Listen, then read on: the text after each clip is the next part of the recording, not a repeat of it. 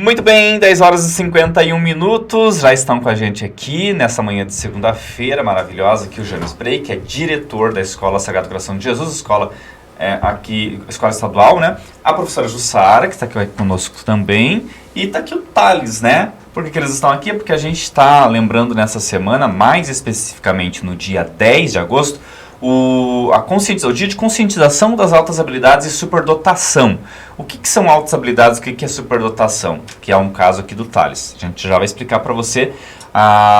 O objetivo da gente estar falando sobre esse assunto é justamente conscientizar você, nosso ouvinte, nosso espectador, sobre essa questão. E saber que aqui em Canoinhas a gente tem um polo de altas habilidades que já funciona há um bom tempo e que trabalha com essas crianças que têm essa situação, né, que vivem essa situação, que é muito positiva, por sinal, né?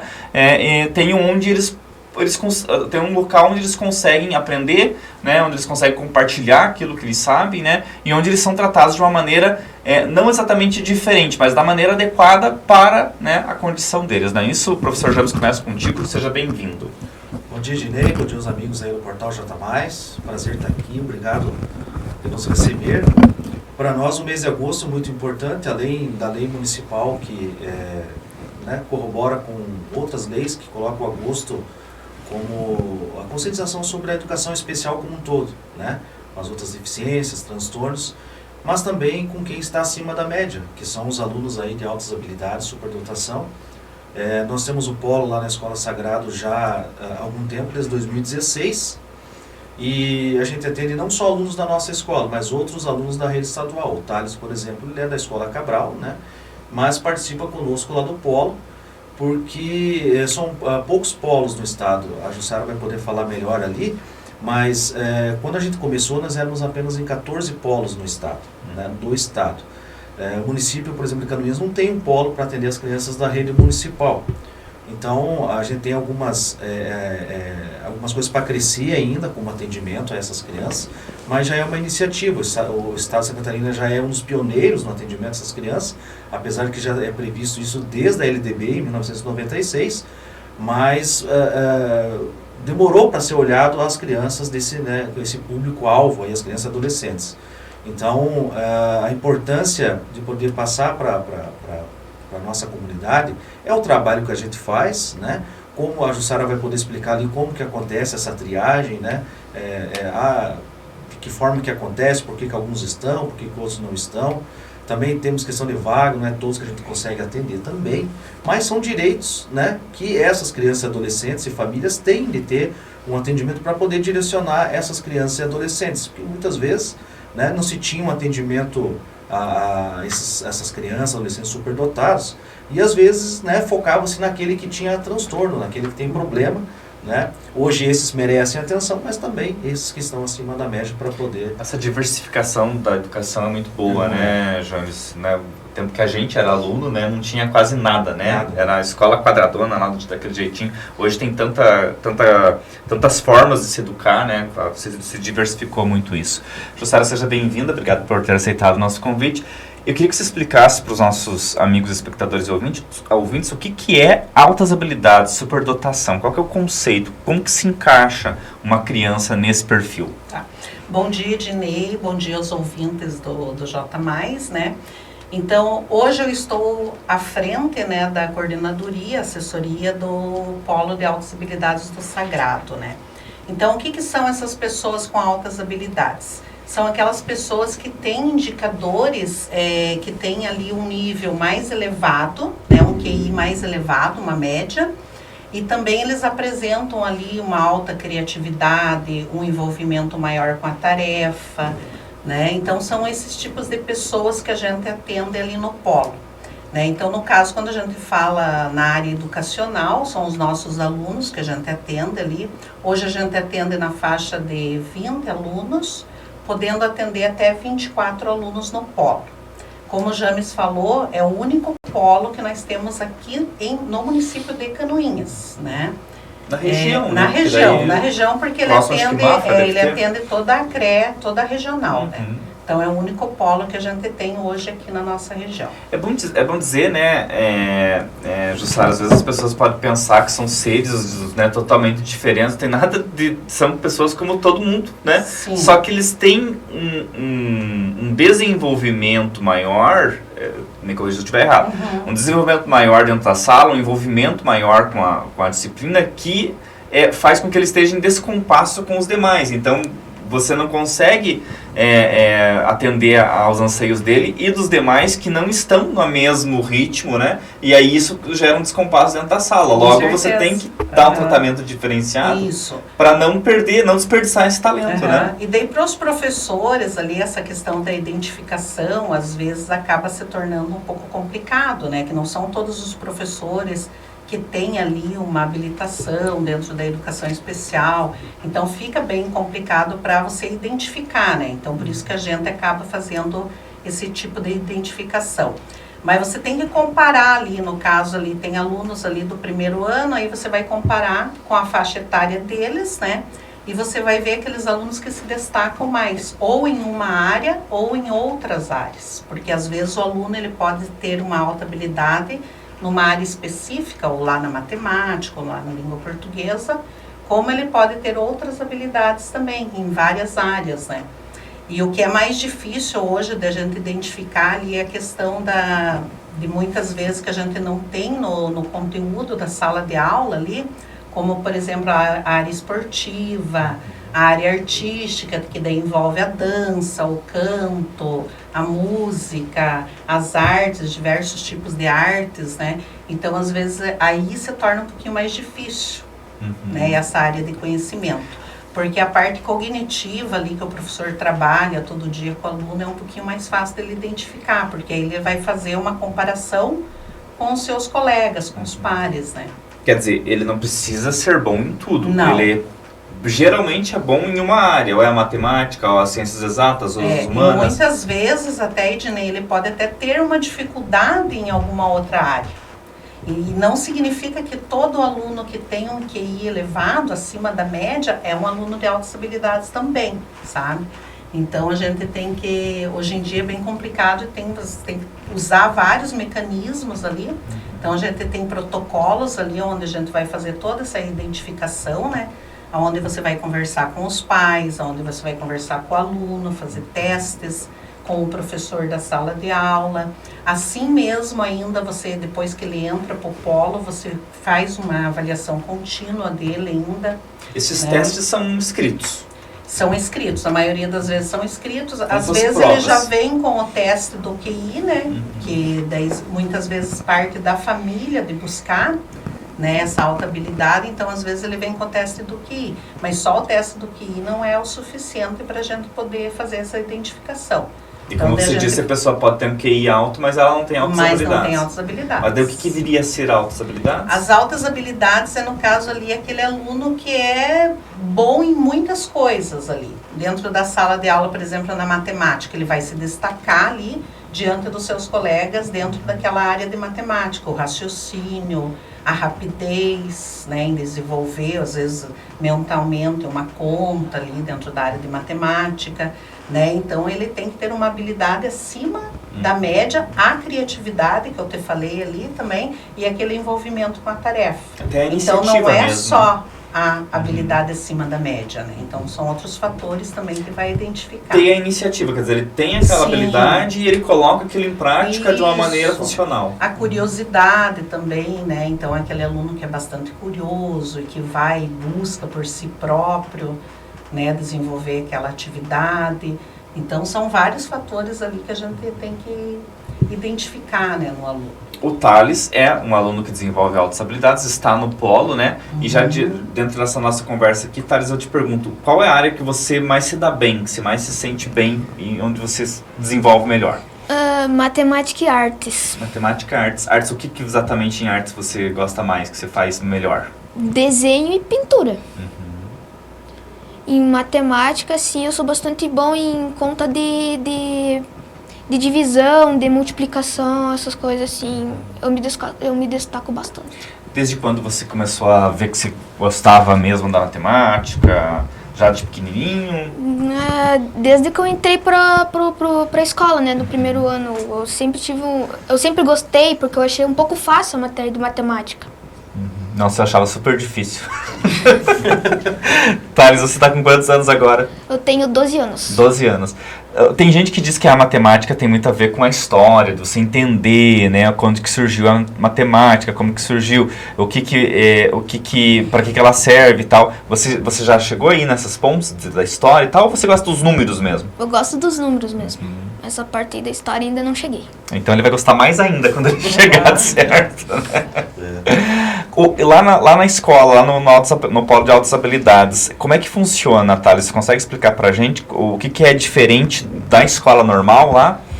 No polo de altas habilidades é um pouquinho diferente da escola, porque eles focam mais no que você é bom. Eu sou bom em artes, eles focam bastante em artes. Ah, sim. Daí é o foco específico naquilo que você gosta. Sim. Na habilidade. Né? Claro, você é bem novo, mas a tua ideia é qual? Você quer seguir fazer uma faculdade nessa área ou quer fazer matemática mesmo? Você tem alguma pretensão assim futura? Não, assim, Não pensou nisso ainda? Ainda não. Tem tempo, né? É. Tem, né? Vai estar ali até os 16, 17 para terminar o ensino médio, para daí pensar, né, numa universidade. Eu diria interessante isso que ele fala, muito jovem, 12 anos, e as crianças e adolescentes de altas habilidades, eles às vezes mudam o foco. Mudam o foco. Bastante. Então, assim, como eles têm facilidade para aprender, e eles têm, por exemplo, eles têm habilidade no desenho, na arte, e o polo é para isso, é para mostrar para eles o horizonte que eles têm, porque a professora lá e tanto a coordenadoria ali do polo vão mostrar os caminhos. Né? O aluno é o pesquisador, ele é o protagonista, então é ele quem vai direcionar o trabalho das professoras. Né? Então, muitos deles assim vão descobrindo e vão mudando o foco ao longo do trabalho ali do polo, né? E entra lá com o objetivo do desenho, mas daqui a pouco a matemática atraiu ele vai para a robótica, né?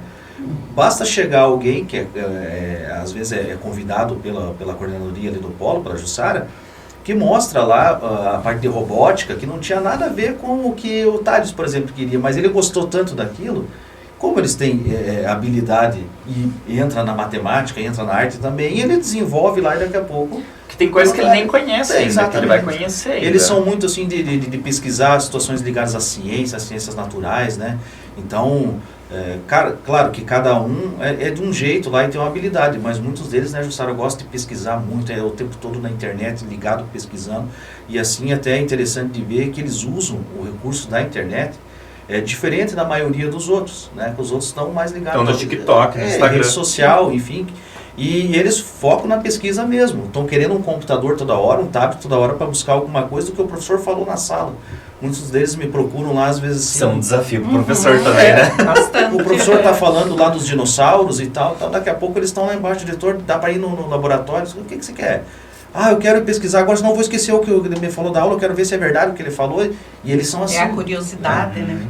Tudo que o professor quer também, né? Com o aluno, exatamente. instigar o aluno, né? E esses alunos, se você remeter, como falou, ao nosso tempo, né, às vezes eles eram mal interpretados antigamente. Era o CDF, era o chato da turma, Isso. ele só tinha valor no dia da prova, que depois ia colar dele, né? Isso trazia muito bullying também. Né?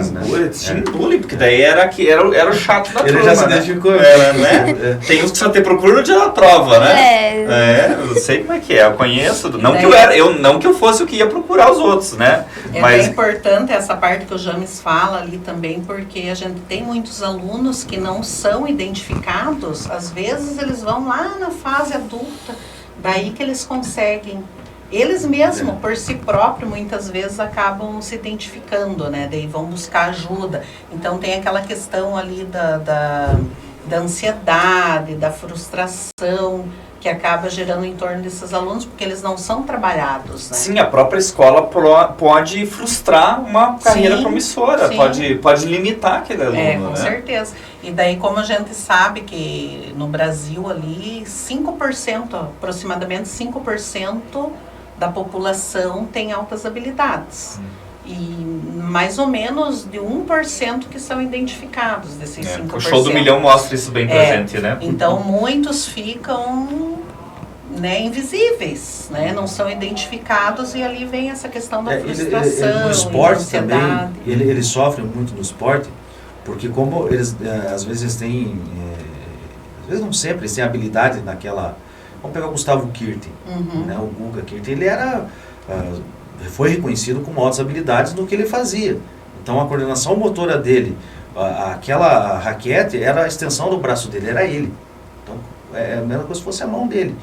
E eram altas habilidades, mas por conta na escola, às vezes, ele em algumas coisas não avançava. Na língua portuguesa talvez ele não ia tão bem, né, nas linguagens, mas quando tinha que partir para a coisa do raciocínio lógico, rápido, porque o tênis é o tempo todo, né? É aquela concentração, era excelente, né? E às vezes era mal interpretado, só quer jogar bola, né? Só quer fazer isso, foge da aula para jogar. Hoje já tem uma visão melhor sobre essas questões ligadas ao esporte, à cultura, à arte, quando tem que sair da escola para fazer uma apresentação de dança, né? Até os professores já têm um olhar diferente, né? Tanto que já existe legislação que se o aluno, o atleta, ele sai para a competição hoje para representar escola, município, estado, ele não pode receber falta injustificada. A falta dele é justificada que não vai contabilizar naquela frequência. Porque o que acontecia? Eles reprovavam muito. Não por incapacidade, mas por infrequência, porque eles sempre estavam. Então a legislação veio para assegurar, porque eles são público-alvo das habilidades. Às vezes não estão nesse 5%, mas não estão no 1% da identificação. Mas todo esse aglomerado de alunos que está por aí, seja futuros atletas, cientistas, né? Personalidades aí, até líderes, né? Que o desafio também nosso lá, a Jussara sabe bem, é aquelas habilidades da liderança. Sim. Porque nós sabemos que, infelizmente, os grandes chefes de organizações criminosas são altas habilidades. Fernandinho Beiramar foi reconhecido também, diagnosticado. Diagnosticado não, foi reconhecido, identificado como altas habilidades. Na liderança, em articulação... Só que usou isso para o mal, né? Usou isso para o mal, para o crime. E é isso que a gente, como escola, tenta transformar esse cidadão lá, que ele, na liderança, desenvolva sua liderança para o bem, para o voluntariado, né? Para trabalhar com os colegas, para ser gentil, evitar também a questão do bullying dentro da escola, do cyberbullying. Então, a liderança também é um aspecto ligado às nossas habilidades. Até porque a gente tem também, junto com as altas habilidades, a gente pode ter a dupla excepcionalidade, né? Que é a questão daquela criança que tem altas habilidades, mas junto tem um autismo de nível 1, um TDAH, um TOD, né? Que é feita essa ligação. Então, se você não identifica, se você não trabalha com essa criança, desde pequenininho, ali, desde que você identifica, aí pode acontecer, como o James falou, pode ter essa altas habilidades voltado já para uma área negativa, né? E o autismo, me corrija se eu estiver errado, mas a criança, ela desenvolve um foco em uma coisa só, aí ela deixa de ter, ela não é socialmente muito bem desenvolvida, porque ela tem aquele foco, né? E confunde muito, né, Jussara? Às vezes confunde muito. A criança, ela tem altas habilidades, às vezes é confundida com autismo e vice-versa. É muito difícil também para os psicólogos na hora de dar um parecer disso também. Então, assim, tem que ser avaliado muito, né? Às vezes já não é no primeiro contato que dá. Lá na escola nós temos também, né, o polo de atendimento aos alunos autistas do TEA. Então, é a primeira escola também aqui na região que atende excepcionalmente no contraturno os alunos autistas, do grau 1, grau 2, grau 3, enfim. Quando ele aparece nas altas habilidades, né, superdotação e autismo, nós temos uma orientação de trazer eles primeiro para o polo do autismo. Para nós poder situar a questão de organização, de rotina, para que, quem sabe, ele possa ir para o polo das habilidades futuramente. Trabalhar o comportamento. O comportamento, né, a área social deles, a comunicação também, porque é um problema ligado muito ao aspecto autista. Mas acontece muito de ter, né, andar junto, autismo e as nossas habilidades. Dá bom dia aqui pro Edinho, bom dia, ótima semana para todos nós, Miguel também, obrigado, a Eliane, bom dia, ótima conversa notícias, o Vantuir Ronaldo, bom dia a todos, um abração ao meu amigo e colega James. Ô, professor Vantuir. Isso, a Luana, né, o James falou aqui de robótica, a Luana já se espertou lá, né, Luana, porque robótica tem lá na Código Kid, né? Sim. Tá dando bom dia, grande trabalho do núcleo HSD, oportunizar, estimular e dar assessoria para esses esses pequenos gênios, alimentando suas mentes brilhantes com muito conhecimento e estímulos, né? O Código Kid, que ela trabalha no contraturno escolar, quer dizer, você tem o seu filho na escola tradicional, né? E à tarde ou de manhã você pode colocar lá na Código Kid, eles trabalham robótica. Eles foram nossos parceiros. Daí já aproveitando, né? já o teu gancho aí, falando da Luana ali, então é um dos nossos parceiros, a Escola Kids, assim como também a Influx, né, Escola de Idiomas. A gente tem também parcerias com outras pessoas, no caso ali, desenhistas, né, com várias pessoas ali que são nossos parceiros. Engenheiros, arquitetos. E aí a gente busca essa parceria, como você tinha falado no início ali. É complicado trabalhar com os alunos porque às vezes eles têm uma área ali que não é do conhecimento do professor da sala. Então, eu acho né? que isso é um grande desafio, né? Isso, daí você tem que buscar essa suplementação fora da escola, né? Então aí a gente busca os nossos parceiros. A Escola Kids é uma delas, né? E que a gente desde já agradece também essas parcerias, né? Que estão nos ajudando bastante, né? O Thales também participa lá, tá gostando da aula de inglês também, né? Então é alguma coisa assim que vai suplementar os nossos alunos, né? E vai agregar na carreira deles mais tarde também, Com certeza. Denise Camargo está indo bom dia. Larissa Veiga Brei, parabéns do Sai James pelo conhecimento que possuem nessa área tão importante, né? Esposa do James, né? Você sabe que esses dias a gente estava discutindo das Larissas, né? Porque tinha uma outra Larissa, daí Larissa, esposa do James, não. Que daí ela tem a Larissa do Brechó. E a gente estava discutindo no ar quem que era a tua esposa esses dias com a Estela, né? Pedimos desculpa porque a gente estava realmente identificaram. Sim. Obrigado, Larissa. O Antônio Daniel Paulo, que também está dando bom dia pra gente, Edilene. Daqui a pouquinho a gente vai falar sobre isso, tá? Que você está comentando aqui de uma situação alheia aqui a entrevista. E a Tinha Cru tá dando um beijo pra minha prima Jussara, excelente profissional, né? Tinha também tá todo dia com a gente. Beijão, Tinha. Outro Tinha. A Luana diz que ela é um desses casos, né? Ela tem fez diagnóstico no passado, 2E, né? QI de 146 e ia super mal na escola, faltava muito. Mas percebi que aprendo super rápido, desde que seja do meu interesse, né? Pois é, né? Eu não sei, a questão do aprendizado, né? É uma questão bem... que daria um programa pra gente discutir, porque tem pessoas que às vezes aprendem tão rapidamente. Eu, por exemplo, tenho uma maior dificuldade de aprender inglês.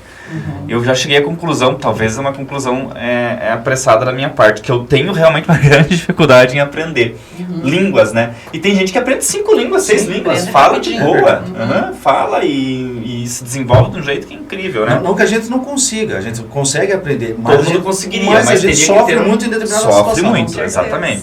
Sofre porque não consegue, aprende aqui um verbo aqui, daqui a pouco você tem que incluir aquele verbo numa outra fase e já se atrapalha. Hoje, o desafio da educação é entender os alunos, a necessidade deles, exatamente isso.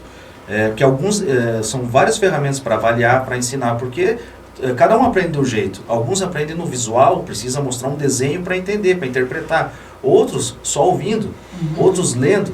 É como aquele que, para poder entender alguma coisa, tem que estar com o fone de ouvido. A gente já viu isso com muitos adolescentes hoje em dia, que ele consegue fazer a tarefa com o fone de ouvido, escutando música. Eu não consigo, é impossível para mim. Mas eles vão desenvolvendo isso. Então, o desafio da educação hoje, tanto no regular quanto nos polos de atendimento nosso aí, é entender o aluno de como conseguir que todos aprendam.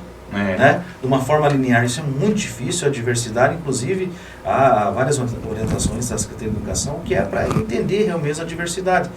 Hoje existe um caderno especial na Secretaria de Educação, né, sobre a política de educação especial e também sobre a educação inclusiva e a diversidade das pessoas que estão, desde cultura e religião, enfim. Essa é a eterna frustração do professor, né? Porque o professor, às vezes, ele está numa sala de aula onde os alunos estão nem aí para a disciplina dele, mas às vezes um se destaca, um outro se destaca, aí o professor fica pensando, será que o problema sou eu ou são eles? Esse é o eterno dilema do professor. Isso não é de de 2, de 3, né? Às vezes tem aquela coisa do professor que é o engraçadão, que é o palhaço dentro da sala, não sei o quê, daí os alunos adoram ele. Mas será que adoram ele porque ele é gente boa ou porque ele ensina bem, né? Daí também são vários dilemas que o professor tem, né? Mas nessa questão, que seria interessante a gente ouvir o que o Thales tem a dizer, de como que é esse processo para ele. Como é que você aprende, Thales? É de uma maneira super fácil ou você tem um processo de sofrimento nisso? Quer dizer, você fica ali, poxa, mas eu tenho que decorar isso aqui, eu tenho que aprender isso aqui, e fica batendo a cabeça até que você consegue. Olha, eu nunca passei por isso, mas já teve umas vezes que eu fiquei... foi um pouquinho difícil entender umas matérias, mas com o passar do tempo vai indo. Não tem sofrimento, Não, vamos dizer assim. eu não Você tenho consegue, sofrimento. Você consegue aprender, você consegue rapidamente ligar uma coisa na outra e dizer, não, aqui deu certo. Uma Sim. fração, uma equação. Sim, assim, é que nem assim, quando a matéria for do meu interesse, às vezes assim eu aprendo em 2 ou 3 aulas. Uma coisa mais complexa. Uma coisa mais complexa daí já fica um pouquinho mais difícil. Aham. Isso dentro da matemática que você está falando, porque você tem dificuldades em algumas disciplinas. Você Sim, sente, por geografia, exemplo, geografia. Geografia eu acho um pouquinho difícil. Português também, assim, eu acho um pouco Mas qual que é a difícil. tua média de nota nessas disciplinas? Geralmente é 8, mais de 8. Então, pelo menos, você se esforça, né, para tirar uma boa nota, pelo menos, né? Uhum. Isso que é interessante, né? Agora, o pai, a mãe que está assistindo a gente, Jussara, e de alguma forma identifica no seu filho algumas coisas voltadas para ele. Também tem que entender, né, que para o pai sempre seu filho é um gênio, né? Sim. A criança vai lá, mistura vinagre com azeite e com sal, ele acha que ele fez uma fórmula química ali, né? Não, ele só tá brincando, pai, com as coisas da sua cozinha. Aliás, não deixa o seu filho brincar com comida. Mas, que sinais podem ser detectados? Porque geralmente é o professor também que faz essa avaliação, Sim, né? mas muitas vezes, como eu te falei, às vezes vem da família. Vem da família lá o pedido para a gente estar identificando, tá fazendo uma avaliação com essas crianças, né? Mas ali você tem que analisar, que tem toda a fase do desenvolvimento da criança, já desde o início. Ali você já observa também até a questão do caminhar, do andar, do falar, do aprender a ler. Muitas vezes é bem precoce essa questão ali, né?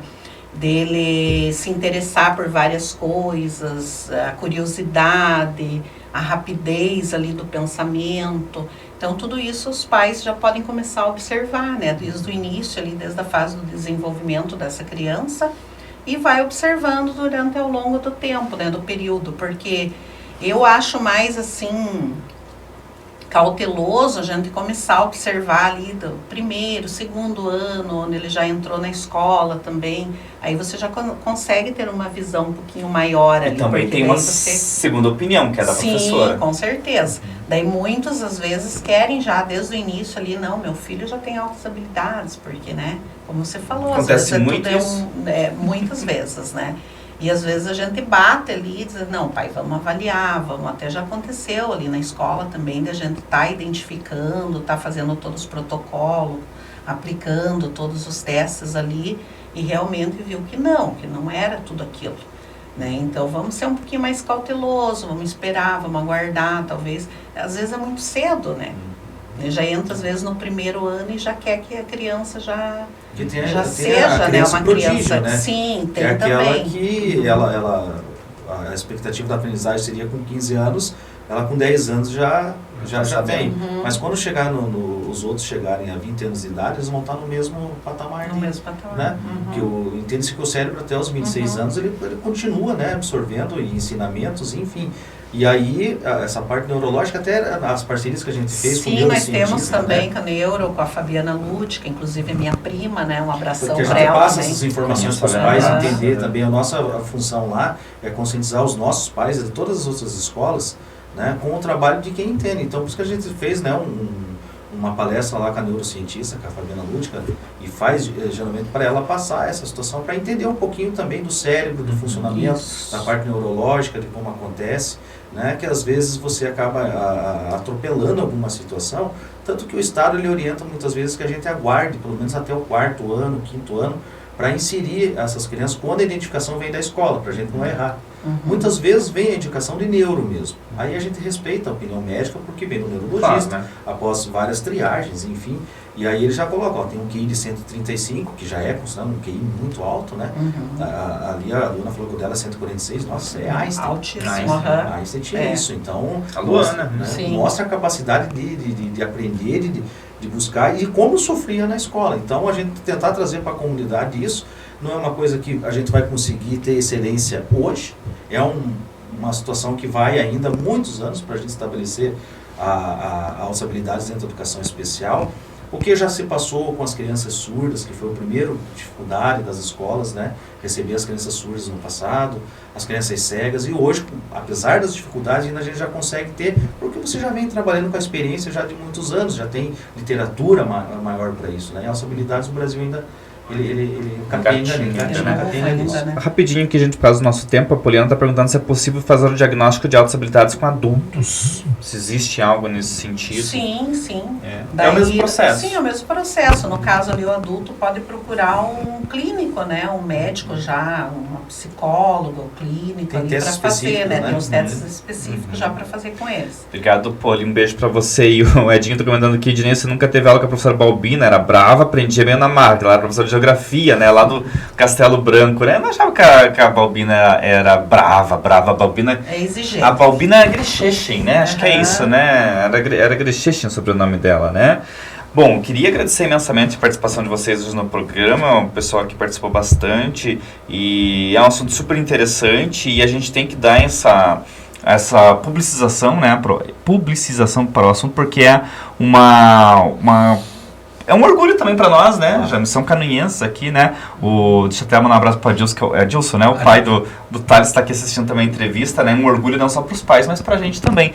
Porque amanhã depois são profissionais que vão estar aí no mercado de trabalho e contribuindo para o desenvolvimento, né? Para nós também é um orgulho muito grande trabalhar com eles. A gente se sente orgulhoso de o Sagrado ter o polo, ter recebido esse desafio lá em 2016, a gente continuar com ele e o Estado, né, reconhecer e manter e também dar condições para que a gente possa oferecer o melhor para todos os alunos aí. Com certeza. E a dona está comentando que tem um aluninho de 4 anos de robótica, diz que eu acho que logo vai estar contigo lá, porque a gente percebe que, bom, então. que é um ponto fora da curva.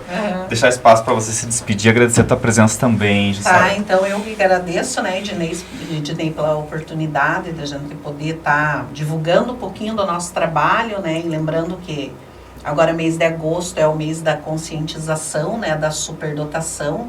A gente está até com alguns projetos ali na escola e que a gente vai poder fazer essa divulgação também, não só dentro da escola, como para toda a sociedade, né? Que é importante, e a gente só deixa uma mensagem assim para os pais, para os professores, que tenham um olhar assim mais atencioso, né, com os seus filhos, com os seus alunos, que muitas vezes a gente, como a gente falou no início ali, muitas vezes eles são taxados, né, por outro tipo né, às vezes é mal educado, não obedece. Às vezes, né? O professor pode interpretar como uma intimidação, sim, né? Mas professor, não é isso, é tal coisa. O professor já fica todo armado, né? Peraí, esse piá tá me duvidando aqui, né? Tá me questionando, tá me intimidando. Então, pra gente ter um olhar, assim, mais atencioso a essas crianças, né? Porque eles precisam, né, do apoio da gente, do trabalho também, para que eles possam crescer, ter um bom desenvolvimento nessa área. Então, só agradecer aqui mais uma vez. A gente que agradece, tá? Portas abertas sempre aqui para vocês, tá? Obrigado, Thales, por ter vindo. Nada. Obrigado e sucesso para você, né? James, obrigado. Obrigado. Um abraço a todos.